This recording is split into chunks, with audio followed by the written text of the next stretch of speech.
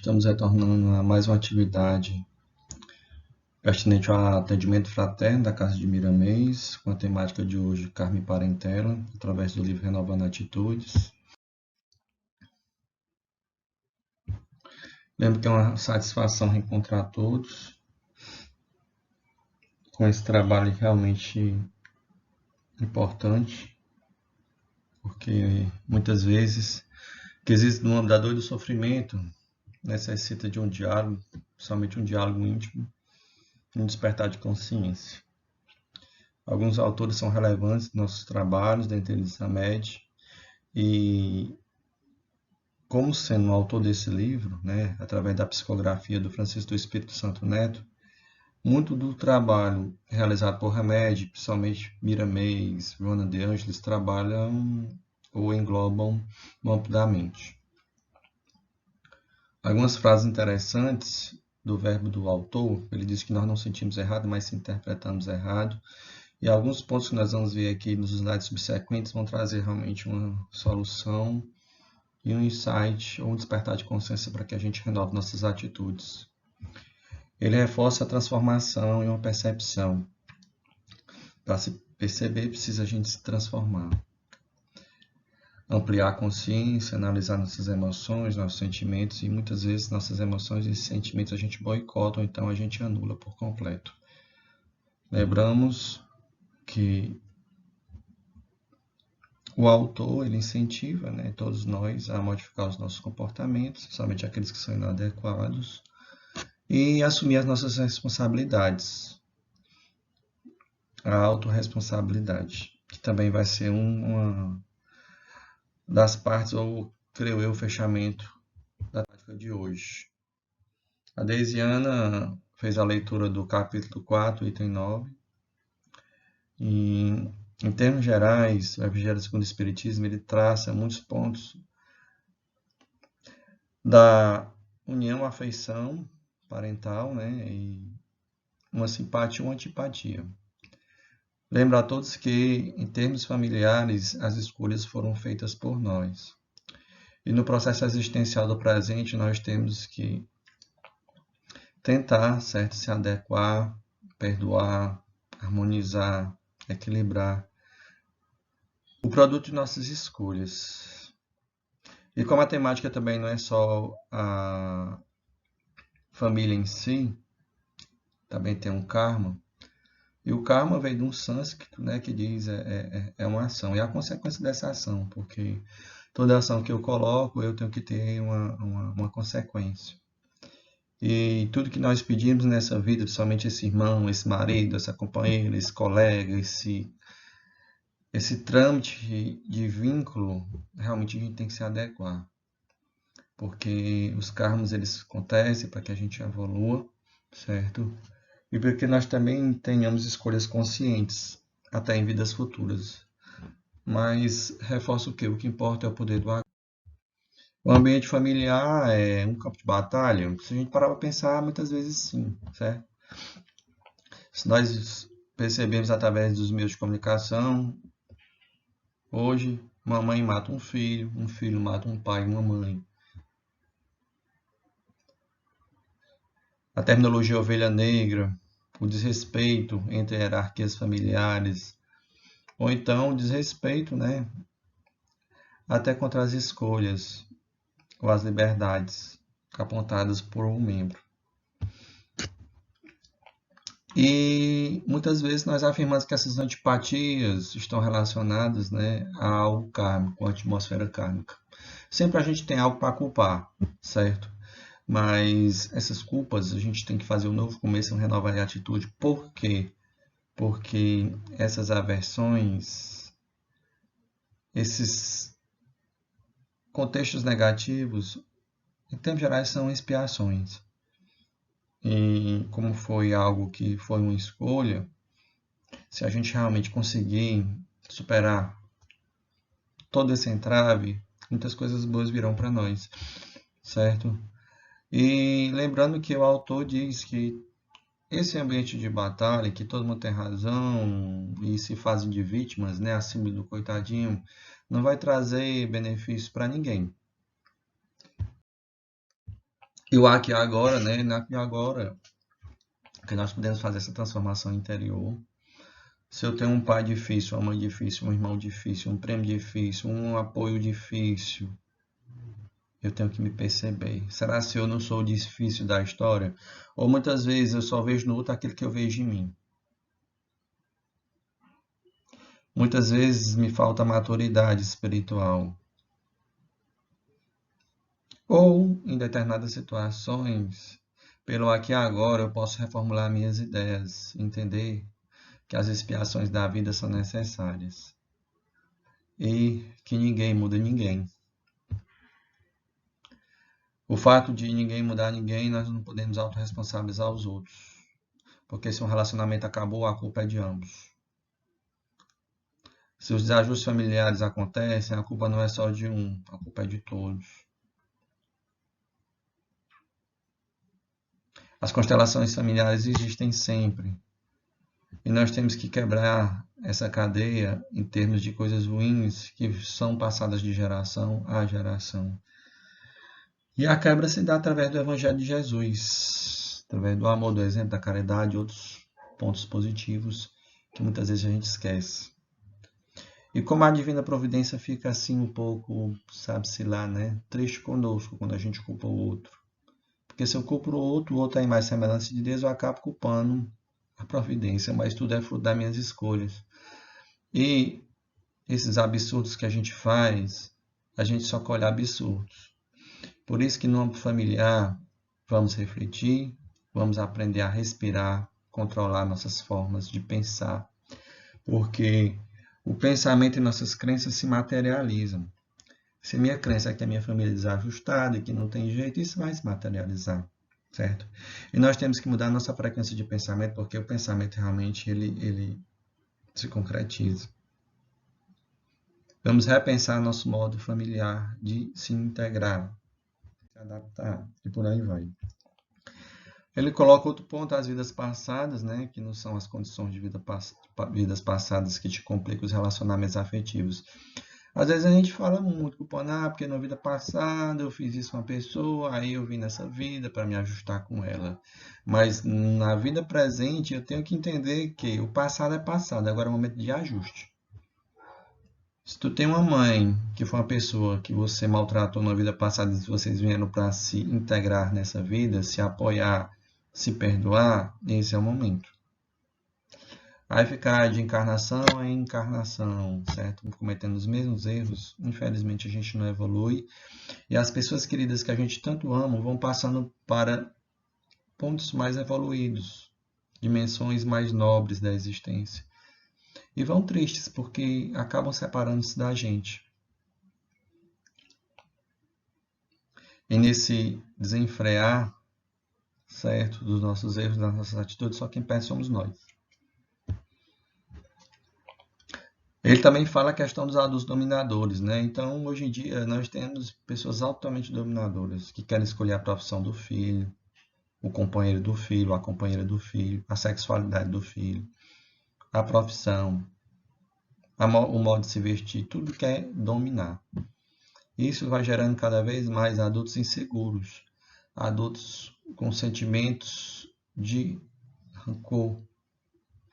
Muitas vezes nós temos bons profissionais que no meio familiar foram moldados por bons pais, mas também nós temos maus profissionais que estão em profissões nobres, digamos, só citando um exemplo, na medicina, que às vezes não tem tanta preocupação com o outro.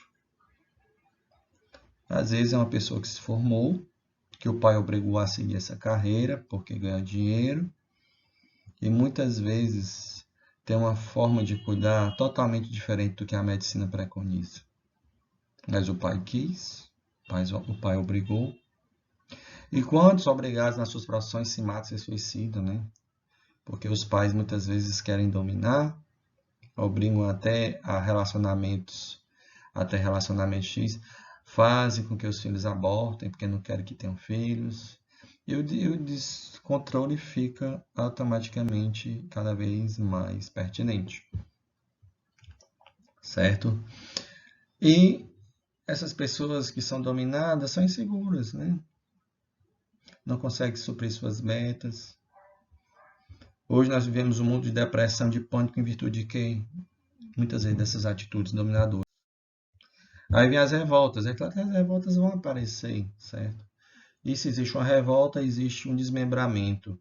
Aí vem determinadas reflexões onde a gente aponta: por que existem tantos idosos em asilos abandonados pelos filhos? A resposta: porque muitos filhos são abandonados pelos pais. A resposta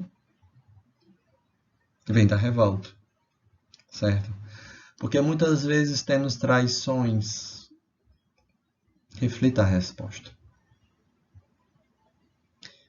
Muitas vezes no lar, nós temos a maior escola que nos molda. Porque nós somos galhos verdes ao nascermos e somos moldados pelos nossos pais. Muitas vezes nós somos moldados em revoltas mesmo, né? Em muitas ocasiões, pelo autoritarismo, vem a obrigação da profissão, como eu falei. Vem frustração de um projeto interno. E só quem sofre em todo o âmbito não é só essa pessoa que está revoltada, mas as pessoas que dependem dela, até para um cuidado, até para uma profissão, até para um relacionamento, que são pessoas de difícil relacionamento. E a superproteção, que é outro tema importante, porque quem superprotege entrega um certificado de competência ao ser protegido, certo? Isso é bem notório. Então, nossos filhos hoje em dia, nós superprotegemos em tudo. Não pode andar só, não pode ter amizade, não pode ser assim, não pode vai. Quando se torna adulto, se torna o famoso bebezão. 40 anos pedindo dinheiro a você, 50 anos pedindo dinheiro a você, com idade adulta morando com você, até você desencarnar. E quando você desencarna, destrói tudo que você construiu. Lembrando que coisas materiais, elas se vão. E o que facilita elas se irem cada vez mais, certo? É tudo que foi dito aqui em termos de descontrole, desequilíbrio, orgulho e vaidade.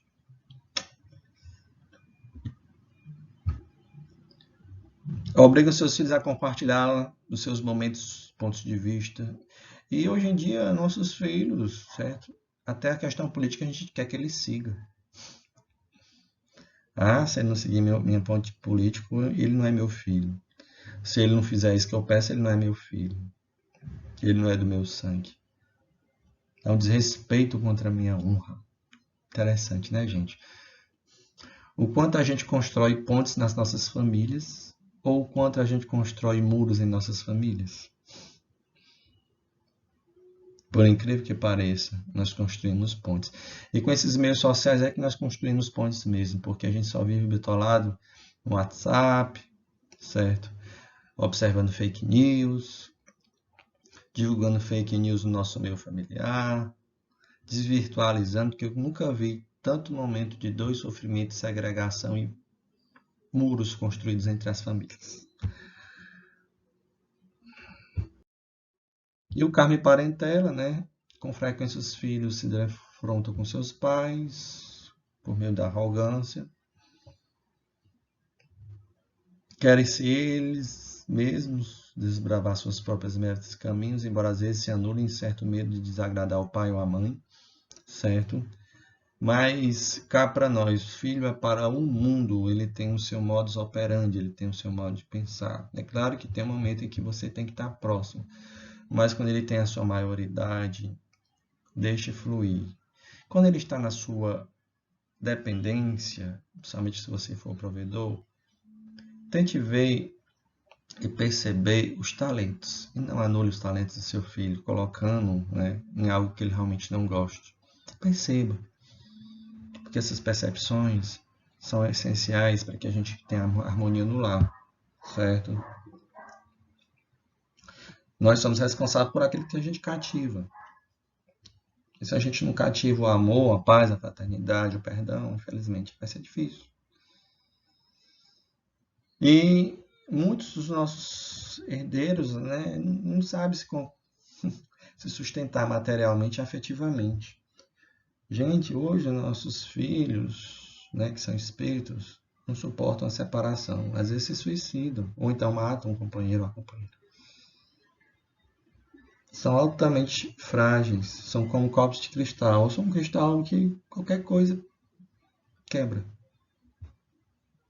São estopins, são pavis curtos, às vezes nem pavis tem, explodem por qualquer coisa. Se eles são assim, eles são nosso reflexo. Vamos entender isso. Outra coisa, pela nossa mente a gente atrai. Então, se a gente atrai más companhias, tem um ditado que diz: diga com quem tu andas que eu direi quem tu és.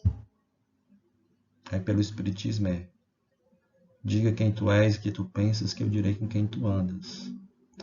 A gente traz para casa só más companhias que desequilibram ainda mais o nosso controle em termos da parental salutar. E autorresponsabilização, como a gente colocou no começo da fala de Hamed, nós temos que criar um sentimento de responsabilidade em que eu não culpe tanto o outro, não gere um desconforto e que eu não me acovarde diante de situações, porque se terminou foi porque foi algo compartilhado. Se não deu certo, foi algo certo que se gerou de ambas as partes, né? E se a Melissa está latindo lá, deixa a Melissa latir. Muitas vezes até estupins trazem um desconforto para nós. É como trazem. E vamos partir para esse pressuposto. E autorresponsabilizar, ser uma dádiva que confere o poder de criar mudanças. E se eu me autorresponsabilizar, mudanças positivas virão para a minha vida. Como virão? Como virão? Autorresponsabilizar-se é uma dádiva que confere o poder de criar mudanças. Repetindo. Geralmente preferimos nos desculpar, jogando a responsabilidade nos outros, eu já coloquei isso, tá certo? Causando antipatias e ressentimentos no nosso lar. E, para finalizar, ontem já passou, agora é a melhor ocasião para o teu crescimento e renovação. Hoje, o agora, é o momento de você realmente pedir perdão, entender o lado do outro, perceber que o outro é diferente de você. E que toda mudança que acontece em sua vida é um mecanismo kármico de ação e reação. Vamos trazer sentimentos nobres para nós, vamos aprender a perdoar, vamos aprender a refletir um pouco a imagem e os excedentes de Cristo. Lembrando que o Evangelho no Lar vai nos ajudar bastante, porque o Evangelho no Lar, ele traz no nosso eu, certo, a necessidade de viver o poder do agora. Nada mais nobre do que a prática do Evangelho trazendo Jesus à tua casa. A oração em família, o vínculo familiar, tudo isso realmente vai trazer pontos positivos para ti. Se você não sabe ou tem dificuldade em realizar o Evangelho no Lar, uma equipe de Miramês está disposta a te ajudar. Mas em termos gerais, você prepara uma mesa simples, coloca uma água pura para ser fluidificada, abre o Evangelho. Faz o comentário da mensagem, enlaça a família e ora. Se possível, ora em família, porque a família orando junto, certo? Mas bênçãos, luz, perdão, integração, amor, virá. Muito obrigado, certo? Agradeço por tudo. E até a próxima segunda-feira.